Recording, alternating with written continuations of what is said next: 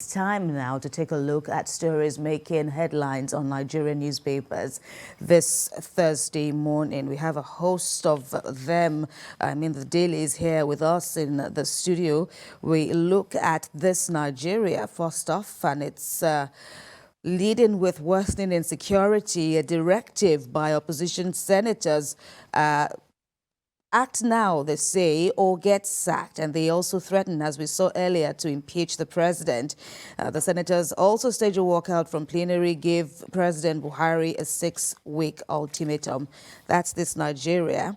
The Guardian is next, still on the burning issue of insecurity. Senators chant, Buhari must go, to give president impeachment notice after 6 weeks. The Daily Times is next, leading with now the terrorist threat to kidnap Buhari laughable. That's a position made by the federal government. Terrorist threats to kidnap Buhari laughable. That's on the Daily Times. Blueprint, leading with what it calls worsening insecurity in the country.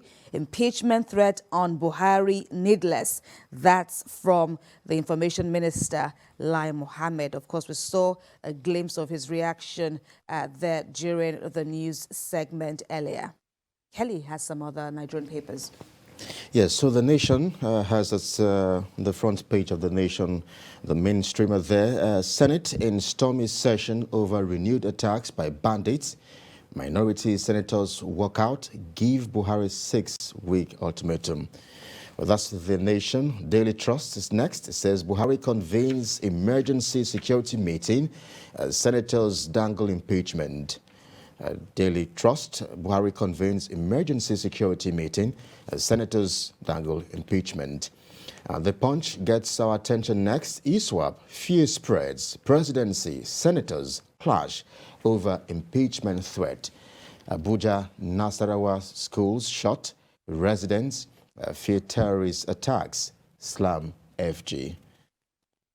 Well, that's the Punch, and the Nigerian news directors next. Insecurity, APC, PDP senators battle over Buhari's impeachment threat.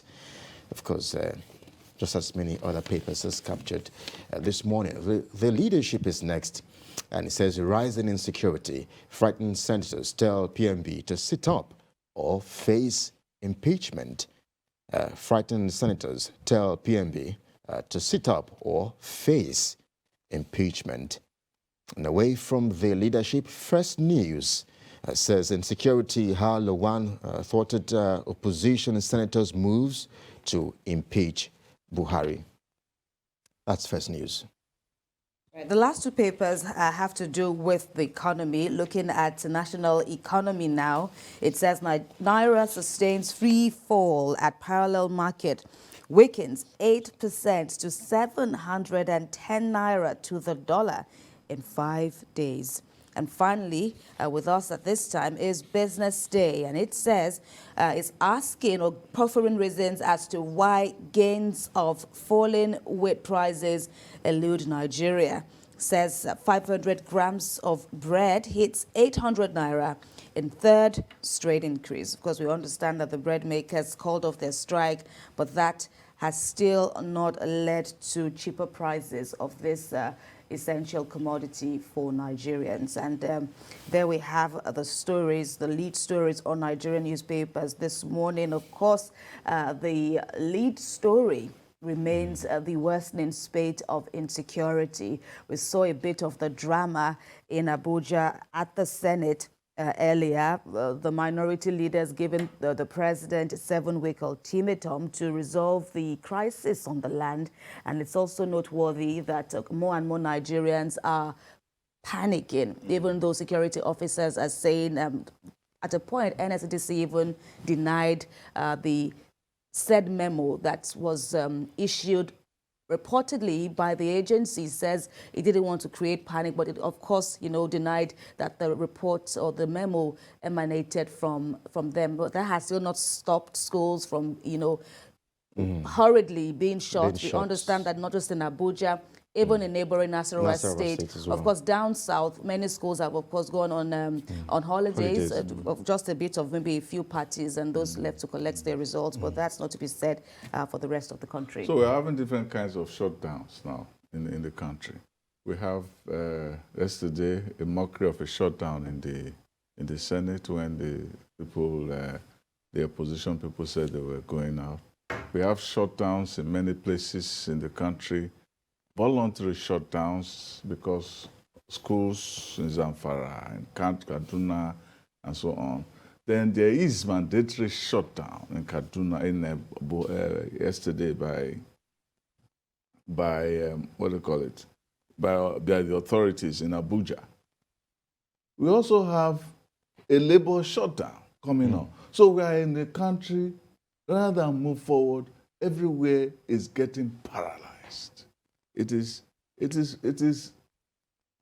a picture of official impotence that we are experiencing. Excuse me. Sorry. So what we are seeing here is not a country moving forward, but a country sinking. And we cannot have a president carry out a trip to go and discuss security elsewhere. If he was going to take tutorial on security, we would have thought that maybe that was in it. You cannot be preaching about security when your life, they are making mockery of your own security. It trended on social media. It's terrible. Your presidency came on board on that mantra, and of course, no doubt, will be judged on Oh, that. there's It also no makes excuse sense. anywhere. Right. It also makes people wonder what the emergency security meeting will be about today, when the burning question many continue to ask is why the security chiefs are still there. Why is no one taking responsibility at the top for the way things are now? Yes, I remember the conversation we had with Commodore yesterday, Commodore Bimbola. I mean, he had reminded us, stating the obvious, that in developed climes, when people cannot bring solution to problems or challenges, they honorably resign. But that's not our culture. I mean, when I saw the walkout yesterday, I was just asking myself, why do we like to deceive ourselves? And why do we like to sometimes also think that in the wildest of our dreams, we can deceive millions of Nigerians? Look, we like to copy and paste. We copy the presidential system of government, I mean, probably from America, because of the merits of the presidential system of government, because of the issues around the separation of powers, checks and balances, the supremacy of the Constitution. The Senate is only waking up today, almost at the end of this administration, to want to see how Mr. President can be impeached. And people, Nigerians, are saying, look, is it because it looks like the security of the nation's capital, where some of you are, is threatened? That is why all of a sudden you guys now think that, oh, you should give Mr. President a deadline about the state of insecurity in the country and all of that. But which president has actually been impeached since 1999 for the many traumatic issues and problematic whatever Nigerians have been made to go through? Whether it's the fact that our economy has gradually been sinking, just as Veteran Sam has said, or the fact that the issue of insecurity, the issue of healthcare has, over the years, fallen down the drain and all of that. So education, of course, is nothing to write home about. We're still in that situation. Do they even have the numbers? One may also ask. It remains to be seen. It'll be interesting to see what will happen after 6 weeks. Absolutely, Kelly. I just want to say in this news there is Nigeria lost a great soul just about 24 hours ago. Ambassador B.A. Clark, who died at the age of 92, a great soul, a great ambassador, representing Nigeria at various levels, including the United Nations, and it passed on barely a year or two after his younger brother, the great poet J.P. Clark, passed on. So I just want to say that his soul rest in peace. Amen. Amen. Well, of course, the presidency has reacted to the Senate move. We saw how many are alluding to the role the Senate President played yesterday, Ahmed Lawan. Of course, the APC still has the numbers in their favor in the Senate. Well, So it remains is to be seen interesting. how... I don't think the opposition people knew they would get along with it. They did it for the symbolism of it. One, they didn't even follow the process. Right. They didn't tell the Senate President this is what you are trying to do, and so on. They acted like so the foundation like was electoral. wrong. They acted like electoral bandits. No wonder Garba or Shehu used like the word... legislative bandits. No wonder but Garba used the word childish. Yes, indeed. Yeah, but it could be babyish, but they made their But point. that's symbol. But Right. they made their point. Right. Yes. Right. They had to be babyish in order to be mature. To drive home that point. Yes. They had to be babyish in order to be mature. And that's what they did. They did shake the system. If the system as it is cannot work, then it's not, was it not Fidel Castro who said that if being legal does not work for me, then I rather be illegal. Right. And it could be a sign of things to come. The government should indeed be worried now that, okay, you said it's late in arrival, but of course the trends as it is now, it has indeed worsened. How well the Senate has, served in their role as lawmakers, as the legislature, of course, they too will be judged in due course. And then we're even seeing a bit of that play out, at the primaries, if you want to stretch the interpretation to that extent. Absolutely. I mean, while I would criticize the opposition senators for not doing more than what they've done over the years, I mean, the reaction too from the ruling party or members of the executive arm of government is one that we should be very careful about, especially Mr. Femi Adesina. I mean, describing... No, that was even Garba. That was even Garba this time around. Yeah. Of course, Femi Adesina had also done his job previously on issues like this, but this time around, all right, but it's Garba. I think that the opposition must be careful how they also respond to the issues of insecurity. This is not something we should play politics with. We have played politics with insecurity in this country for many years, and that's why we are where we are as a nation. So I think the body language, and when members of the ruling party come out to address Nigerians, of course, they are party men and we expect them to do nothing less. But then don't talk down on this issue because probably you have not been affected personally. I've been saying this. I mean, these people are entitled to security detail that the average Nigerian is not entitled to. If for any reason, let's learn from developed climes. We see, for instance, in the United Kingdom, you will see, when you go to Downing Street, for instance, you will see the UK Prime Minister, he would just come out, carry his bag, and he's moving on the street. The media have access to him. That is not the situation here. So we must learn from developed climes. We must see how they do things. When we copy from them, let's copy right. Let's copy well. If, for instance, the senators, the governors are not entitled to some of the security, whatever they're entitled to, if they have to drive their cars by themselves and move on the streets as the average Nigerian would, perhaps maybe things would have been better in this country. We've also spoken severally about the role of security forces. Oh, no, go ahead. Yeah, but the thing again is that it's not enough for you to become a rabble-rouser on the floor of the Senate. Have they come up with their own blueprint on security? The senators they're talking, do they have their own blueprint on what to do to stop this thing? It's not just by saying, I want to heckle the presidency for failure. The presidency has failed abysmally and disgracefully, ignominiously. I'm sure they won't agree with you. They too should come up with their own blueprint.